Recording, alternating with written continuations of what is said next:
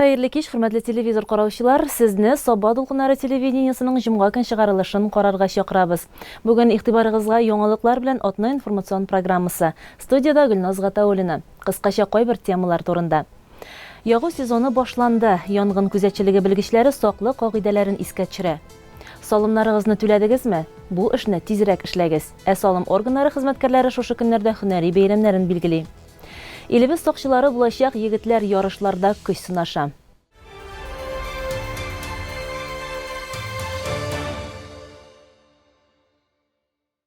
Хәзер барысы турында да тулырак сөйләрбез. Терлекчелектә бер генә көндә ял юк. Югары Шытсу сөтчелек комплексы үзе бер завод кебек эшли. Сау залы, бозаулар торагы, тегермән барысы бергә өзлексез хезмәт циклы тәшкил итәләр.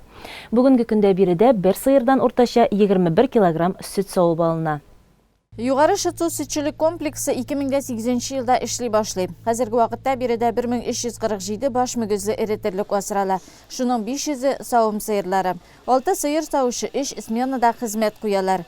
Без килгәндә бик тә җаваплы көн иде. Хуҗалыкның баш ветеринария табибы Мөршидә Гыймадиева белән берлектә мастит авыруына тикшерү үткәрелде. Мастит дәвалау өчен авыр. Бер сыердан икенчесенә күчүдә хәлне катлауландырырга бик мөмкин ди хуҗалыкның ветеринария табибы Мөршидә апа.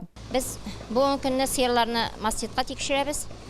Без билгелибез субклиниканы, клиниканы һәм шуңа карап сыерларның номерлары буенча тамгалап барып дәвалыйбыз. Biz bu işni ayga 2 mərtəbə təkşirəbiz. Şoşu iş boyunca darularını qaysına nindi daru şular boyunca davalayız. Bu büyük ağır məsələ indi. Mana davalauı uzaqqa sozula. Preparatlar da көп китә. Сыерның сөте дә көп кимей. Вакытында даваларга тырышабыз. Бүтән көчне шуңа куябыз. Хуҗалыкта савылган сөтнең сыйфатына бик нык игътибар бирелә. Суыткычлар, саву аппаратлары махсус препаратлар белән эшкәртелә. Сөтнең беренче сортлы булуы турында сүз дә була алмый. Табыш алыйм дисәң, ул бары тик югары сортлы булырга тиеш. Бүгенге көндә дәүләткә 11 000 тоннадан артык сөт сатыла. Җәйкен исә күбрәк тә сатылган. Югары Шытсу сөтчелек комплексы мөдире Нәҗип Гарипов буларның барсында контрольдә тота. Ул кирем чыгымнарны минуты секунды белән исәпләп тә бирә. Безнең сөтне тапшыру югары сортта беренче сортны без аны күз алдына китерә алмыйбыз. Безнең беренче сортка инде төшә икән сөт, безнең сөтнең бәясе автоматик 2 сумга кими. Менә 2 сумга кимәсә 10 тоннадан ашып күрсәтәм идем сезгә әйме. Мин 10 тоннаны 2 сумга так барса 20 мең була бит инде ул. 20-не 30-га так барсаң 600 мең мин тирәйтәм, югалтам. Пакетта менә шулдан гына инде. Шуның өчен безгә условиялар куелган бит инде. Хәзерге көндә мин 3:8, 3:9 җир, 3:5 билок белән сөтне сатам. Терлекчелек комплексларында эшне заманча технологиялардан башка алып бару мөмкин дә түгел. Малларны тулы кыйммәтле итеп ашату, терлек азыгын төрле катнашмалар, файдалы макро һәм микро элементлар белән баетудан башка була алмый. Аның исә тиешле нормасы бар. Менә бу миксерга махсус программа урнаштырылган. Тегермәндә дә шундый ук программа эшли. Азык катнашмасына барсы да норма белән салына. Һәм барсы да билгеле бер вакыт аралыгында булгатыла, аннары тигез итеп кенә терлекләргә таратыла. Гомумән, республикада шул исәптән безнең Саба районында да терлекчелекне алга җибәрү өчен күп төрле эшләр башкарыла ди Саба районы авыл хуҗалыгы идарәсенең терлекчелек буенча консультанты Илшат Нурмиев. Соңгы елларда бит инде менә Татарстан республикасы күләмендә төрле производстволарны цифрлаштыру, механикалаштыру процесслары бара бит инде. Ул бу процесслар инде авыл хуҗалыгына да кагылды. Шулай ук безнең терлекчелектә киң таралды бу цифрлаштыру, шулай ук фермарны роботлаштыру процесс, бу эш процессларын роботлаштыру инде. Безнең инде менә Саба районы бу терлекчелекне цифрлы программаларга күчерү буенча республика буенча 3-нче орында тора инде. Безнең уже где-то 70-75% терлекчелектә менә бу яңа төр цифрлаштыру программалары урнаштырылган. Бу инде көндәлек специалистларга, җитәкчеләргә һәрбер специалистларга үз эшен җиңеләйтте бу программалар көндәлек эшләп барганда. Комплекстагы яшь бузаулар турагында ялт иткән эш исталык саклана. Хәер, монда шуннан башка булмый да. Яшь терлекләр авыруларга бирешмәсен өчен күп төрле таләпләр бар. Мәсәлән, сөт тә граммына кадәр төгәл итеп бирелергә тиеш. Ә монсын сөт таксие бик тә төгәл башкара. Бузау караучылар хезмәтебез хәзер күпкә җиңеләйде дип сөенәләр. Үзләре дә хезмәтләрен яратып башкаралар. Көнгә 2 тапкыр киләбез. Иртәнге сагат 4-тә эшебез башлана. 9-га хәтле эшлибез, сагат 1-дә киләбез, кичке 4-кә хәтле эшлибез. Мондагы бозауларга сөт эчерәбез 2 тапкыр, кукурузлар, комбикорм инде, кукуруз, силослар салабыз, аена, көненә карап. Шулай итеп эшлибез, 2 туракта эшлибез. Монда сөт бозаулары, яңадан бер турагыбыз бар, анда ясалма һәм аерылган бозаулар. Җиңеләйтте, эшләрне җайланды, баштарак юк иде. Шул газда җылыттык сөтләрне, хәзер менә молочный такси кайткач эш җиңеләйде. Шуның белән җылытабыз, монда алып чыгып 3 литр сөтне эчертәбез инде, һәр берсенә инде. Югары Шытсу сөтчелек комплексы сөт җитештерү буенча алдынгылар исәбендә бара. Ә уңышлы эшчәнлек алып бару өчен продукциянең сыйфатын төшермәү, терлекләрнең баш санын саклап калу һәм яңалыклардан читтә калмау иң мөһим факторлар булып тора.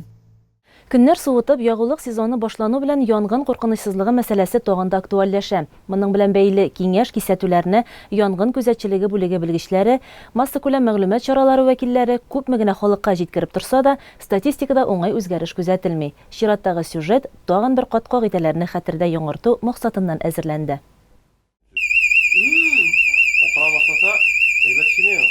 Ике Басуарташ авылында яшәүче Гөлшара Фәттаховага бу тавыш яхшы таныш. Автоном янгын хәбәрен җиткерүче җайланмасын ул инде 2 ел элек урнаштырган. 2 ел элек менә безнең пожарный фәнистин тәкъдиме буенча Гөлшара апа ялгыз кешеләргә шундый ни куябыз, ризамы дигәч, мин риза булдым. Чөнки извещатель пожарный ни буенча, саклык буенча бик әйбәт әйбер ул. Менә бер нинене әйтеп бетәсем килә, теге бакчада эшләп йөрибез, онытканбыз дагы диме. Ашны куйган им кызып киткән, кычкыра башлады, йөгереп кердек име. Мин оныгым бар бит инде. Дәвани курыкма, һәм айтып, батареяны алып торабыз, тукты юл дидем диме. Кирәк әйбер. Минемчә, ялгыз кешегә бирәк тә, аякта онтып та куясың бит инде ул.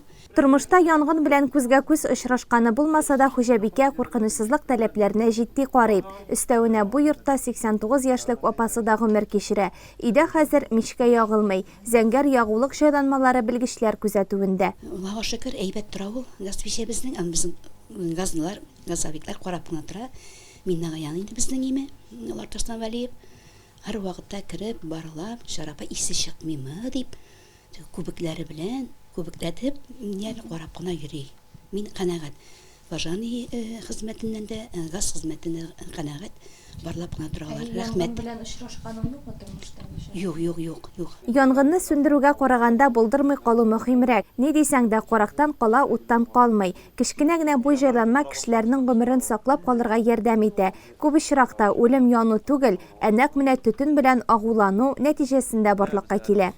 Шушы янгыннар булдырмас өчен, шушы чык теге вакытына сүндереп калыр өчен инде шушы янгыннарда кеше гомерләре өзелмәсен өчен безнең шундый эш алып барыла инде 16 елдан бирле хөкүмәт бюджетыннан дагы халык үзе дәген ала инде менә автономный пожарный извещательләр дип әйтәбез. Бу димәк шушындый приборлар инде без аны беренче генә күрсәтмибез. Ничә еллар буе кешегә аңлатабыз, җыеннарда дагы гәҗиткә дә язылды, шушы менә репортажларда күрсәтелде инде. Шушы менә приборлар янгынны вакытында чыккан вакытында сизеп, кешегә хәбәр итеп калып, янгыннарны күп чиракта зурга да җибәрелмәде. И шушы ниләрдә кешеләр вакытында уянып, шушы янгыннарда исән калган чираклар да булды. Безнең республика буенча алганда саннарны 300 меңнән артык автономный пожарный извещательләр куелган. Бу 90 мең хуҗалыклар, домовладениеларда дип әйтәбез инде. Безнең районга килгәндә бу сан бюджеттан куелганы 4 меңнән артык һәм кешеләр үзләре үз хисабыннан алып куйганнар инде. Кемдер алып, кемгәдер ярдәм иткән, бүләк иткән, шуларның бөтенесе юклаганда шул кибетләрдән алган саннар буенча 1 меңнән артык үз хисабына куелган чираклар билгеле инде. Мишләрне артык кыздыру, вакытында янгын сүндерү хезмәтенә хәбәр итмәүдә аяныч хәлләргә китергә мөмкин.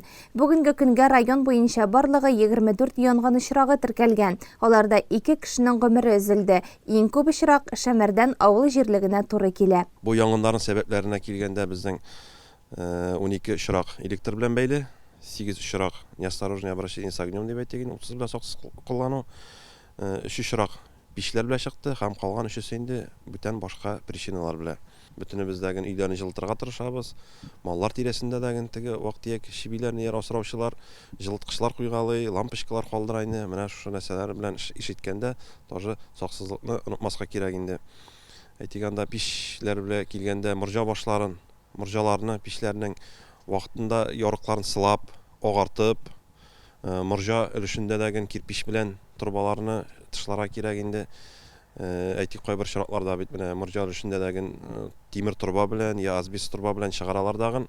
Бу еллар дәврендә кулланганда тимер янып чыга, шул ярыктан асбест тагын ярыла инде, шул ярыклардан ычкыннар чыгып, менә чорма өлешендәге строительный конструкция дип әйтик инде, янып китә дәген, шуннан янгын чыга инде. Артыш авыл җирлеге су гидрантлары белән тулысынча тәэмин ителгән. Урнашу тәртибе стандартларга тулысынча туры килерлек итеп 400 метр араны тәшкил итә. Суның напоры да даими күзәтүдә. Магистраль линияны кушу юлы белән аларны 3 янгында кулланганнар. Безнең инде Иске Кишерма янгын сүндерү бүлегенә 11 авыл керә. Шул 11 авылда инде без профилактик чаралар үткәрәбез. Елда инде елга 2 тапкыр пожарный гидрантларны карап торабыз. Водонапорный машиналарны или ниләрне инде табигый су саклагычларның га килә торган юлларны тикшереп торабыз инде. Безнең инде 67 гидрант бар, 11 авылга кергән. Аларны инде яз-көз тикшереп торабыз. Әгәр дә төзек булмаса инде акытлар төзибез, коммунальный белән. Коммунальныйга безнең коммунальныйга карый бит инде әйберләр. Мәсәлән, су, водоснабжение, аларга инде язабыз хатлар, авыл битларына хатлар язабыз. Безнең инде бүгенге көндә төзек түгел гидрантлар юк, бөтенесе төзек. Күпләп мал асраучы Айрат Рахматуллин мал емешенә көн сайын яга. Гомер буе тир түгеп төзегән йорт, абзар куралтыга авыл кешесенең аерым караш. Ул аның иң зур байлыгы. Белгечләр яңа ел бәйрәме якынлашкан көннәрдә чыршы йорт тирәсенә элгән гирляндаларга карата да игътибарлы булырга чакыра. Пиротехник эшләнмәләрне махсус каралган урыннарда гына кулланырга рөхсәт ителә. Закон бузучылар штрафка тартылачак. Сатып алынучы атрибутларның сертификатлы булуы да шарт. 1 декабрьне тыныч күңел белән каршылау өчен без бик тә мөһим бер эшне башкарырга тиешбез. Әйе, барыгыз да аңлап алды, сүз сөрешебез салымнар турында. Бу көннәрдә күпләребез инде бу эшләрдән котылып тыныч йоклый дияргә була. Әгәр дә сезнең салымнарга кагылышлы сорауларыгыз бар икән, киләсе хәбәребездә аларга җавап табарсыз дип тә ышанып калабыз.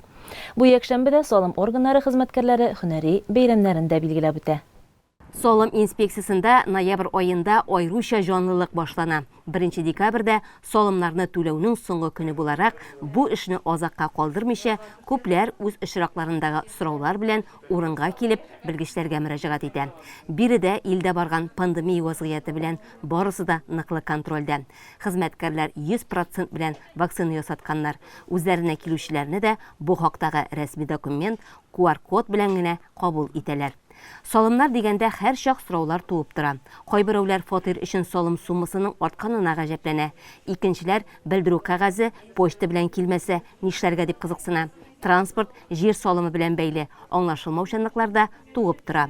Клиентлар белән эшләү бүлегеннән берәүне дә җавапсыз бормыйлар. 3 тәрәзә артында да хезмәт күрсәтелә. Алина Кабирова шәхси эшмәкәрләр, юридик затлар белән эшли. Гөлия Шаймарданова исә физик затларның җир, мөлкәт һәм транспорт салымына кагылышлы мәсьәләләрен хәл итүдә булыша. Биредә көненә 60лап кешене кабул итәләр. Теләче районнан килдек, моңа кадәр бик рәхәт иде. Үзебездә налоговый эшләп килде. Бүтән төрле налоговыйга караган проблемаларны шулар белән бик остаган ансат кына хәл итәдек. Кызганычка каршы быел Теләче районында язын налоговый дигән организация безнең ябылды. Шул сәбәпле менә проблемалар килеп туды инде безнең налог өлкәсендә. Аларны Беренчедән гелдә килә торган хатлар ала алмадык инде без. Икенчедән алган сурәттә дә күпләребез кабинетларыбызга кирип, ансатқын әйттереп, заманча әйтеп түли алмадык. Менә шул проблема аркасында бездә Саба налог өлкәсенә мөрәҗәгать итәргә булдык инде. Бүген килдек. Ишектән керүләр инде гадәттәгечә QR-кодлар, маскалар һәм башкалар инде. Кабинка килеп җиткәч, бернинди чират юк. Җиңел генә иттереп, безгә яхшы итеп хезмәт күрсәтеп җибәрделәр. Бөтен төрле проблемаларыбызны хәл иттеләр. Түли алдык. Бик тоткарлыксыз гына шул кадәр яхшы хезмәт күрсәттеләр. Рәхмәт. Аларга эшләрендә уңышлар теләйбез. Федераль солым хезмәтенең Татарстан Республикасы буенча 10-нчы номерлы инспекциясы Соба, Теләче, Балтач, Күкмара, Мамадыш, Балык бистәсе районнарына хезмәт күрсәтә. Агымдагы ел исәпләүләре буенча биредә 2783 юридик зат һәм 3645 шәхси эшмәкәр исәптә тора. Алар белән 102 дәүләт хезмәткәре эшли. Инспекция хезмәт эшчәнлеген 11 бүлектә алып бара. Мамадыш районнарының авыл советлары белән сөйләшеп единый платеж буенча. Начальник бүлмәсендә иртәнге киңәшмә. Урынбасарлар һәр район буенча да салымнар җыелуга бүгенге көнгә булган информацияны җитәкчегә җиткерәләр. Сораулар уртага салып килешенә яңа бурычлар билгеләнә. 11 бүлекнең башлыклары шулай ук һәр көн җитәкче каршында үз хисапларын тоталар. 1 декабрьгә кадәр бар көч салымнарны җыеп бетерүгә юнәлдерелгән. Хезмәтебезнең төп максаты барлык дәрәҗәдәге бюджетларга салымнарны арттыру һәм реаль булган контроль эш алымнары белән тагын да камилләштерү. Бер генә дә дәүләт тә салымнардан башка яши алмый. Казнаны тотрыклы һәм үз вакытында тулыландырып тору, әһәмиятле социаль-икътисади программаларны үтәү, халыкның тормышын, хәлен яхшырту салымнарсыз мөмкин түгел. Бүгенге көндә без менә 2021 елда барлык дәрәҗә бюджетларга куелган планнарны арттырып 5 миллиардтан артык сум салымнар җыеп алдык һәм бу планның үтәлешен 128% тәшкил итте. Кадрларга килсәк, бүгенге көндә коллективта 102 кеше эшли. 76 хатын-кыз, 27 ир-ат. Алар барысы да югары белемле. Фаил Нигъмәтҗанов хезмәт юлын биредә 2002 елда башлап җибәрә. Төрле бүлекләрдә тәҗрибә туплап, ул начальник урынбасары постына күтәрелә. Үзләре хезмәт күрсәтә торган районнар белән салым җыю эшчәнлеген ныклы контрольдә тота. Һәр сан аның күзәтүендә документлаштырыла. 19 ел бер генә коллективта эшләгән дип әйтсәк тә, монда ләкин инспекция безнең зур. Ни өчен дигәндә без бит инде 6 районга хезмәт күрсәтәбез. 6 район белән, 6 районның салым түләүчеләре белән, 6 районның администрациясе белән, 6 районның авыл советлары белән, һәрберсе белән дигән тыгыз элемтәдә торабыз. Шуңа күрә бу салым инспекциясендә эшләү, ул үзенә бер төрле беренчедән дәрәҗә булса, икенчесеннән бу һәрбер районның даган үз эшен үзең өйрәнү дигәнне дә аңлыйм инде мин. Экономическое образование белән, монда бит инде башлана иң беренче эш салым түләүче белән эшләү. Салым түләүче белән ничек син беренче мәгълүматны, беренче сүзеңне башлыйсың, үзеңә шундый әйтик инде отношение дә була инде. Ел сайын без менә 1 декабрьгә хәтле бит инде физик затлар имущество, земля, транспорт налогларын түлиләр. Быел даган безнең уведомлениеләр соңрак калып китте. Шуңа карамастан даган безнең салым түләүчеләр бүгенге көнгә 50% салымнарны түлисе суммаларны түләделәр. Безнең срок бит инде 1 декабрь. Шуңа инде менә сорарыйк да мин үземдә шәхсән сорарым һәрбер салым түләүчедән 1 декабрьгә хәтле үзләренең салымнарын түләп бетерергә. Теге әйткәнчә инде заплати налоги, и спи спокойно дип бит инде. Шуңа күрә әлбәттә һәрбер түләгән салымның суммасы бит инде районга бара, җир налогы белән имущество налогы бу бара. Авыл советларының дип әйтик инде тоже үзләренә кергән салымнан һәрбер авыл советында бит инде инфраструктура һәрберсе дәгән шушыңа китә бит инде халыкның яшәвен яхшыртуга дип әйтик.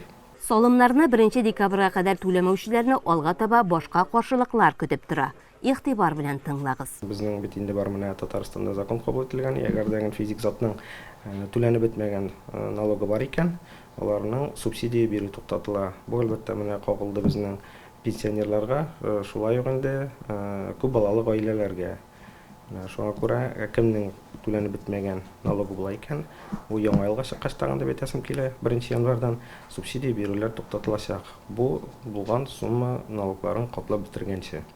Кабул итү бүлмәсендә утыручы Ландыш Гыйльмиева көн дәвамында төрле чыганаклардан салым эше белән бәйле йөзләгән хат кабул итә.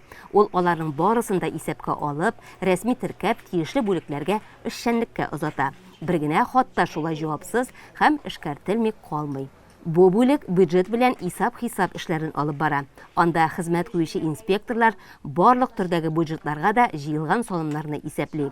Айлык, кварталлык, еллык салымнарны планлаштыру да безнең контрольдә, ди Әлфия Нуриева. Планнар җиткерелә бит инде эш барышында инспекциягә һәрбер бюджетка күпме налог җыелырга тиеш, шул планнарны үтәргә тырышабыз, шуны үтәү өстендә эшлибез бит инде. Аллага шөкер, планнарны үтәп барырга тырышабыз, үтибез инде. Гомумән үтәп барабыз һәрбер бюджетка планнарны.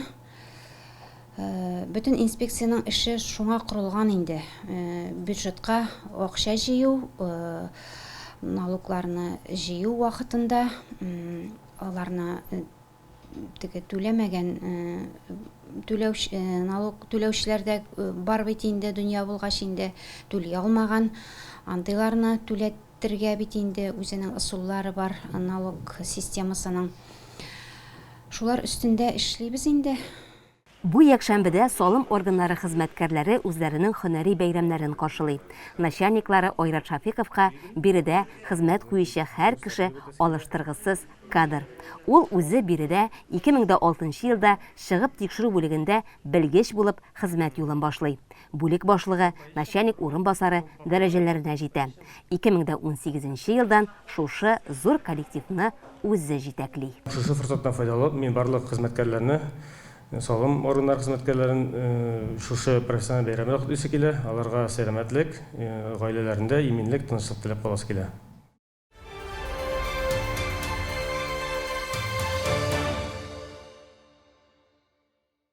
Яшүсмерләрнең хәрби әзерлеге юнәлешендә мәктәпләрдә, уку йортларында ел әйләнә яшар мишеләр түгәрәге эшләп килә. Анда үзләрен физик яктан чыныктырган егетләр үз мөмкинлекләрен ярышларда чарлыйлар. Хәрби хезмәткә чакырылучы егетләр арасында хәрби гамәли спорт төрләре буенча республика спартакиадасы нәкъ менә шул максатлардан оештырыла. Бу атнада 13 районнан булачак солдатлар Сабага килеп, армиягә әзерлекләре буенча сынау тоттылар.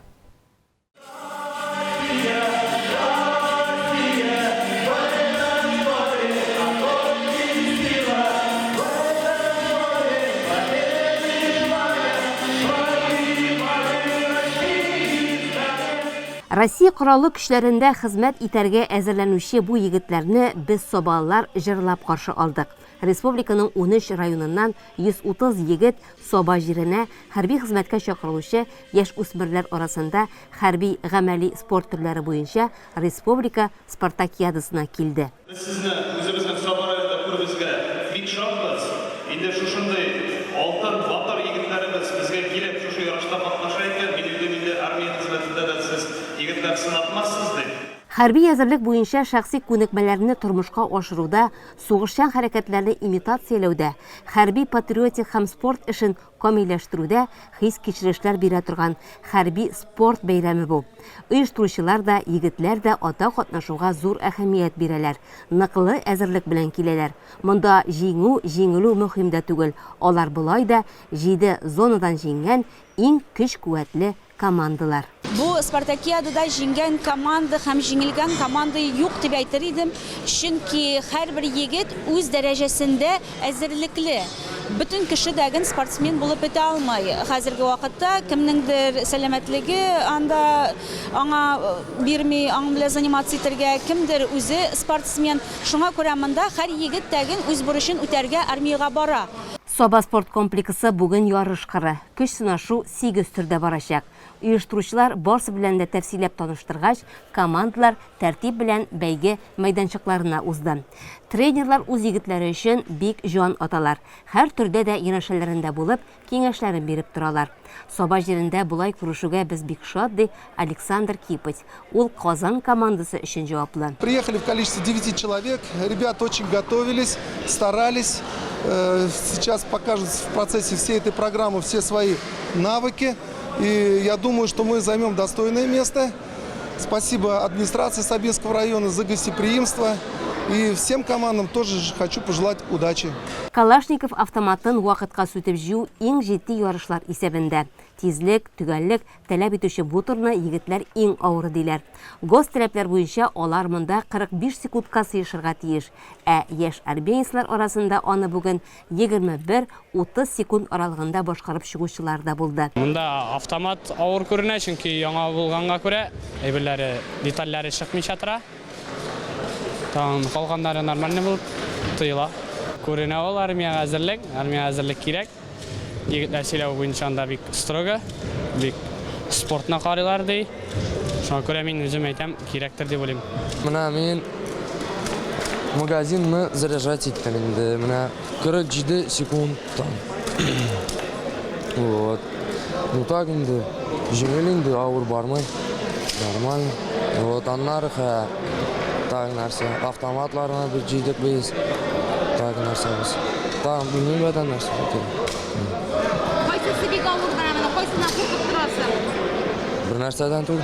Магазинга ядрә тутыру, йөгерү, тизлеккә сынау ярышлары булса, гер күтәрү, идәннән күтәрелү, турникта тартылу өчен бик күп көч куярга кирәк.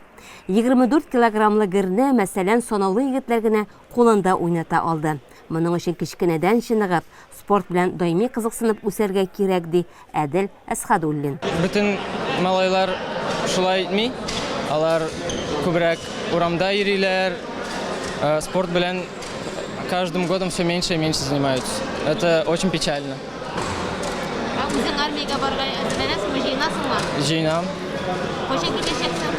Менә бу елны укып бетерәм дә, Алла берсә армияга барам. Егетләрне армиягә затучы Арча һәм Әтнә районнары буенча хәрби комиссар Алмаз Бурханов бүгенге спартакиадага команданы үзе әзерләп алып килгән. Гомумән алганда егетләребезнең беренчедән әйтәсем килә, раз инде армиядә килгән аларның теләкләре бар. Хезмәт итәргә, яшәргә, ул инде армиягә ул әзерлексез генә барып булмый. Вот. И һәрбер егетнең үзенә күрә, һәрбер төреннән үзенең ничек әйтим, яраткан спорт төре бар. Кайсы гыр күтәрә, кайсы турникта тартыла ярата, кайсы менә бу ату төрендә бик яхшы атучылар. Менә шуларны сайлап алып, авыл җирлекләрдән нердән җыйган җегетләребез. Руль иярләмәгән егет бу заманда булмаска мөмкин түгел. Ярышларның бер төре нәкъ менә шушы осталыкны сыный. Картодромда хәрби техникада алар зигзаглы йөреш, гаражга арт белән керү осталыкларын күрсәттеләр. Барлык сынаулардан команда исәбендәге очколарны кушып, гомуми нәтиҗәләр чыгарылды. Беренче урында Саба районы, икенчедә Арча, Түбән Камаллар, өченче призерлар булып кайтып киттеләр. Бу егетләр 2021 елның көзгө чакырылыш призывниклары. Аларның шулай ныклы әзерлеге үзләре өчен. Кайтырсың шикелле тоела. Шәмәрдән лицейында озак вакыт директор вазифасын башкарган Шәүкәт Әнвәр улы Хәмзинга әгәр исән булса 80 яшь тулган булыр иде. Шул уңайдан әлеге уку йортында искә алу кичәсе үтте. Алдагы сюжетыбыз 130 еллар элек башланган Хәмзиннар династиясының лаеклы улы истәлегенә багышланган кичәдән әзерләнде. Çiçek cip çiçek tutup, min çıgarmın karşıma. Татарстан Республикасының атказанган укытучысы, халык мәгарифе отличнигы 40 елга якын гомерен Шәмәрдән мәктәбенә багышлаган Шәүкәт Хәмзинны искә алу кичәсе фойеда мемориаль такта ачылышы белән башланып китте. Шәүкәт Әнвәр улы дәһшәтле 1941 елда Чистай районы Татар Янталы авылында туган. Шәүкәт абиның бабасы Кирам Хәмзин, хәрби офицер, гражданнар сугышында катнашкан, Кырымда агарту эшләре алып барган, үзенең максатчан зирәк булу аркасында Япониягә кадәр барып җиткән кеше. Чистай өязендә беренче татар гәҗитен чыгартуның, татар теле укытучылары әзерләүнең дә башында торган ул. Хәзер шәһәрдәге бер урам Кирам Хәмзин исемен йөртә. Шәүкәт аганың әтисе Әнвәр абый 1943 елда Ростов өлкәсендә батырларча һәлак була. Шәүкәт Әнвәр улына ирләрчә нык рух әтисеннән күчсә, таләпчәнлек, киң күңелле булу, әнисе 55 ел гомерен мөгаллимлеккә багышлаган Гөлсем ападан бирелгәндер.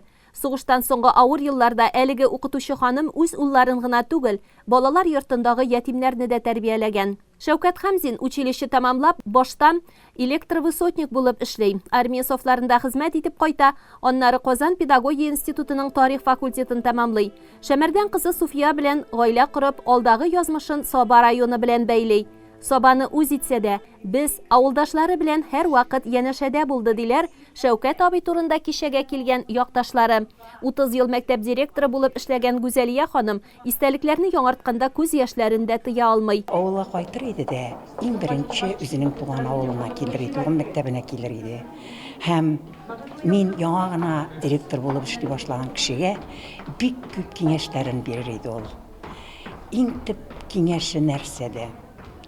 Син директор, ләкин син беркайчанда онытма гади укытучы булганыңны. Бүген син директор, иртәгә син гади укытучы булып каласың. Димәк, шуның өчен син кеше булып калырга тиеш иң беренче чиратта. Сине гади укытучыга әйләнгәчтендә сине хөрмәт итсеннәр. Сиңа кеше буларак күз салсыннар. Син барысы өчен дә үрнәк булырга тиеш.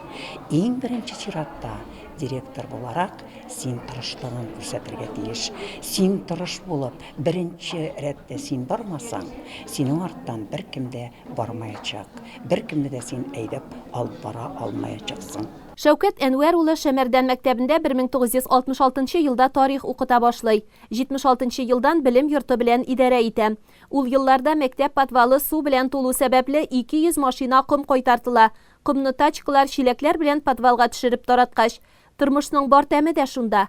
Төенне йылы-йылы шишүдә ди директор. Бу сүзләр аның бик максатчан, авырлыклар алдында баш ими торган кеше булганлыгын дәлилли. Алар да бөтен шул милләт кешеләре белән, аларның ата-аналары белән, алар бөтенесе ата-аналар шушы мәктәпкә багланып килеп, аларга шушы заманча белем бирүдә аның өлеше бик зур. Ул һәрбер ата-ананың миңа килсә, йөзенә туры карап сөйләшә торган кеше телесенә. Үзенең миндә әйтәсе сүзен җиткермичә кала торган кеше түгел. Bir яктан гади, гадел, таләпчән җитәкче.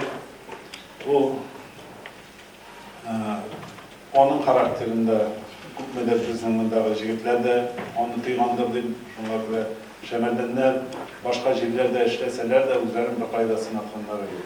Аның бер катлы гади һәм самими күңелле булуы башкаларны үзенә тарткандыр. Кичәдә истәлекләре белән уртаклашкан һәр кеше Шәүкәт абыйның әлеге сыйфатлары турында искәртә. Яшьтәше, хезмәттәше Сәрия Хөсәенова аның энергиялы, кызыксынучан кеше булуын да әйтте. Он был требовательный, но не категоричный, не педантичный.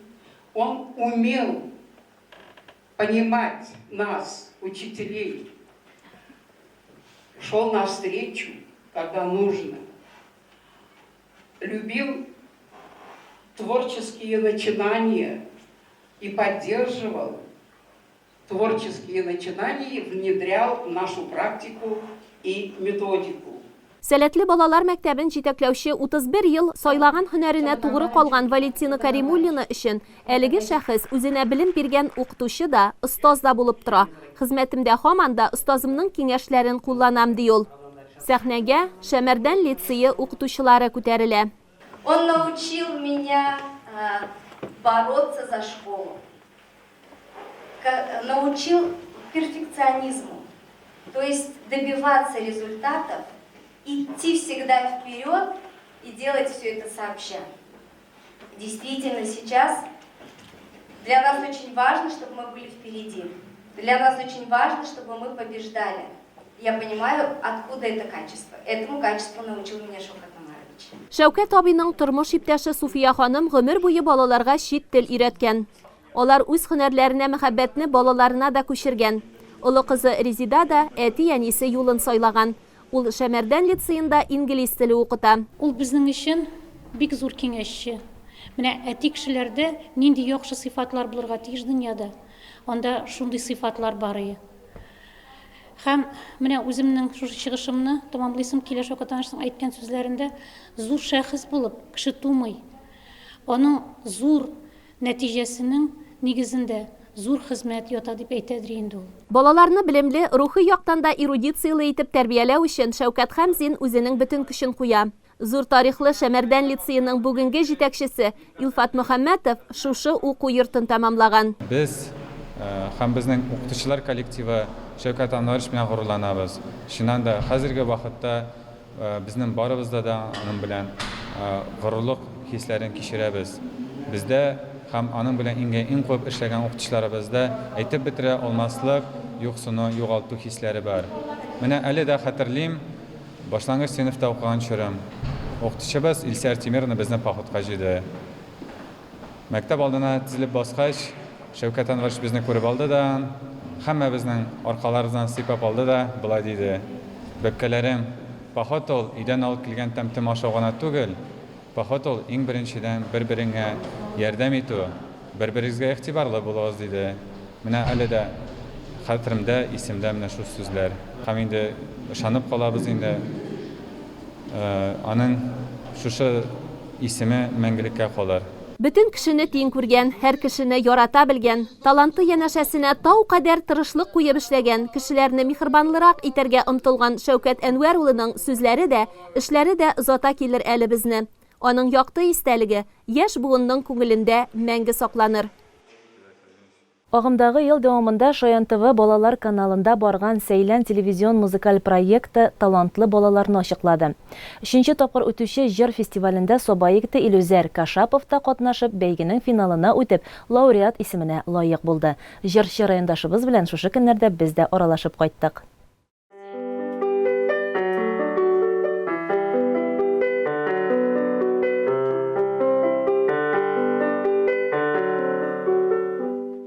Илүзәр кечкенәдән җыр моңга гашыйк, моңа гаиләсенең дә сәнгать өлкәсендә актив булуы этәргеч ясый. Сәләте балалар бакчасында йөргәндә ачыла. Безнең Илүзәр детсадтан ук, балалар бакчасыннан ук музыка белән шөгыльләнә башлады ул. Әле үзе дә әйтә инде, менә шул 2009 елда Майкл Джексон үлгән бит инеме. Шуның җырларын алып кереп бүлмәдә бик нык теге шатып, шуңа хисләнеп, шулның җырларын тыңлап, ул хәзердә фанат, ул баланың җырлаган шатлык балалар бакчасында эшләгәндә Гөлнас Илдусовна Яхина ул баланы күреп алды да, һәм менә шул безне балалар бакчасында булганда ук талантлар утравы дигән конкурска катнаштырды. 2нче класска кергәндә 1 сентябрьдә моны безнең укытучыбыз Давлеева Гөлназ Рашидовна күреп алды бу баланы. Менә шулай итеп музыкальныйга йөри башлады. Мин мәсәлән музыканы бик яратам. Дәрес хәзерләгәндә, ине җыштырганда, ашыра утырганда да мин музыка кушам, я берәй анда концертлар карарга утырам. Минем өчен ул музыка тормыш мәгънәсе кебек. Әйе, сәхнәгә тәүге чыгышы 2015 елда район күләмендә үткән Талантлар утравы гаилә ансамбльләре фестивалендә була. Гаилә белән чыгыш ясап, 1нче дәрәҗәдәге диплом белән бүләкләнә Кашаповлар. Илүзәргә исә бу бәйге киләчәктә җыр дөньясына старт бирә. Бүгенге көндә Илүзәр Соба гимназиясында 7нче сыйныфта укый. Конкурсларга еш йөри, артист гастрольләреннән бер дә ким түгел. Һәм шушы еллар эчендә катнашып призлы урын, җиңү яулап алган бәйге кубокларының исәбе юк.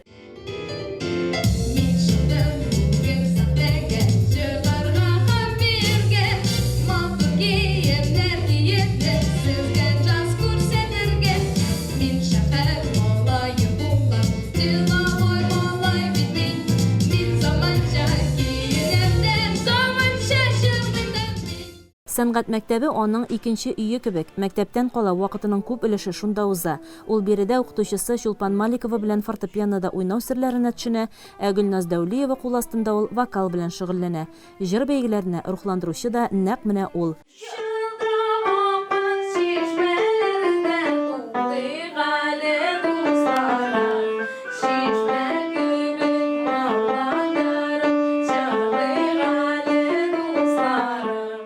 Мин үзем музыка мәктәбендә 9нчы елын эшлим. Үземнең эшләү дәверендә вокал дәресләр үткәрәм, вокальный ансамбль һәм хор классым бар. Ул балалар миңа бик теләп йөриләр, бик теләп шөгыльләнәләр. Һәрберсе үз өстендә эшли. Біз әлі мұнда дәрісте генә эшләү түгел, өйгә дә эшләр бирәбез. Өйдә эшләгән бала, үз өстендә тырышкан бала, үзенең тырышлыгы белән дә эшләгән бала, ул киләчәктә зур җиңүләр яулый.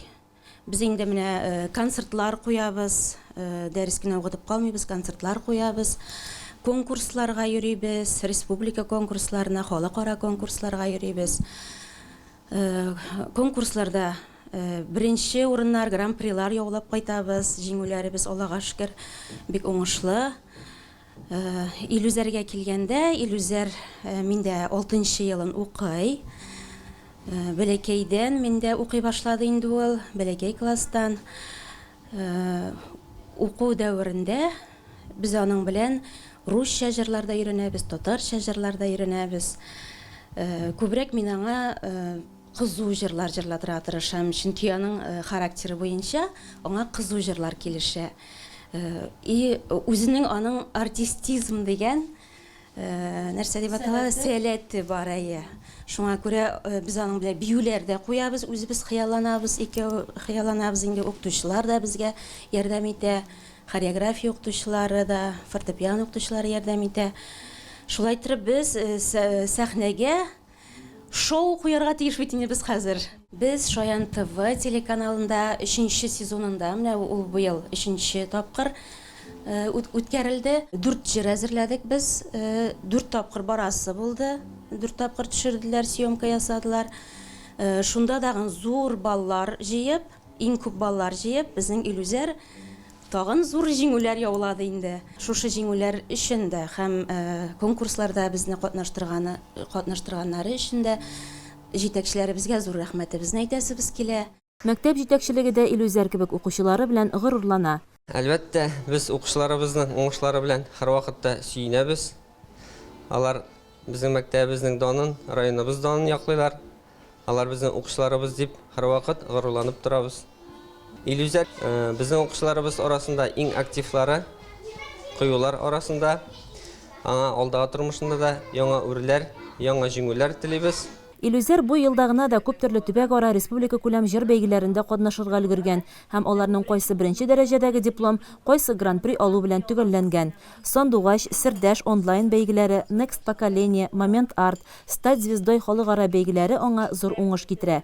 Соңгысында 2 җыр башкарып, 2 призлы урын ала ул хәтта. Һәм аның тормышында мөһим роль уйнаган җыр бәйгесе ул Шаян ТВ каналы оештырган Сәйлән телевизион проекты. Ел буе дәвам иткән бәйгедә 1000ннән артык катнашучы арасыннан финалга чыккан 8 яшь җырчының берсе ул. Сәйлән конкурсына бик ошады. Мен анда менә урын алыр өчен бармадым, мен анда менә яңа дуслар табыр өчен. Үзеңне сынап карар. Үземне сынап карар өчен дөрес. Ришат Тукатуллин, Фирдус Тямаев, Зәйнә Фаркетдинова, Дилән Нигъматуллина. Аларның белән берән инде дуэт ясарга дип әйтим инде. Шулай җырлап карасам, менә үземне сынап карыйсым килә. Мин яңа дуслар таптым. Бик әйбәт, бик якты, бик менә бик яхшы атмосфера дип әйтим инде. Бик менә әйбәт, бөтен кеше елмая, бөтен кеше сиңа Берни агрессивность проявляйтмый, бөтен кеше бер кеше дә синең белән соперничайтмый. Мин менә бу конкурс катнашуына бик шатмын. Ул минем өчен бик зур дәрес булды. 1000ннән артык баладан полуфиналга үтер өчен тавыш бирү юлы белән конкурс үткәрделәр. Аны безнең онлайн аша булды. Шул сайтка кирип тавыш бирергә кирәк иде. Анда 32 баланы сайлап алганнар, полуфиналга инде 24 бала үтергә тиеш. Ходай рәхмәте белән туганнарга рәхмәт әйтәсем килә, райондашларыбызга, дусларыбызга, хезмәттәшләремә, кызымның көллият дусларына, бөтенесе дә безне поддержать иттеләр. Алар безнең Илүзәргә тавыш бирделәр. Тагын шулай ук Ханиф абый Тимербаевка да бик күп рәхмәтемне әйтәсем килә. Ул да булышты менә тавыш бирешергә безнең балага. Шулай итеп без 24 кеше арасында 23нче кеше булып конкурска эләктек. Тагын минем рәхмәт әйтәсем килә безнең җитәкчеләребезгә. Безне шулай итеп безгә шулай ярдәм күрсәткәннәр өчен Саба муниципаль районы җитәкчесе Рәис Нургалиевичка бик зур рәхмәтләребезне җиткерәбез килә. Мәдәният бүлеге җитәкчесе Рөстәм Фидалович Загидуллинга бик зур рәхмәтләребезне җиткерәбез. Аннан соң балалар иҗат үзәгендә балалар музыка иҗат җитәкчесе Алмаз Динуровичка бик зур рәхмәтләребезне әйтәбез килә. Безгә машиналар белән, транспортлар белән ярдәм иттеләр. Балаларның уңышларына, дәрәҗәләренә без бик сөенеп торабыз. Әдисе дә, мин дә яхшылыклар гына теләп торабыз. Конкурслар катнашкан саен мин дәвами үзенә менә костюмнар тектерәбез. Музыкага йөргәнгә аның апасы да музыка мәктәбен тәмамлап, Арча көллиятның музыка бүлекчәсен бетереп кайтып, Лесхозда музыка укытучысы булып эшләй. Детсадта һәм мәктәптә музыка укытучысы булып эшләй. Аннан соң инде бу балага да булсын дип менә шул электронный фортепиано алдык. Балаларга мөмкинебез булганча ярдәм итәбез, инструментлар алабыз. Инде киләчәккә булган төп максаты Илүзәрнең Мин җырчы буласы килә. Менә башта минем хирург буласы килә. Потом үземнең мнением дим инде косметологка укыйсы килде инде. Аннан соң менә уйлап, менә ул сәйлән дә ошады миңа, менә ул конкурсларда күпме грамотам бар, күпме кубоклар бар, күпме дусларым бар. Әйтәм, юк, җырчы әйберен, җырчы юлын ташламыйм инде, менә, всё, уже китәм. Шул юлдан үземнең гомеремне башкарам. Илүзәрне зур җиңүе белән котлыйбыз, ә хыялының чынга ашуын телибез. Җыр дөньясына ак юллар, яратып тыңлаучылар насыйп булсын үзенә.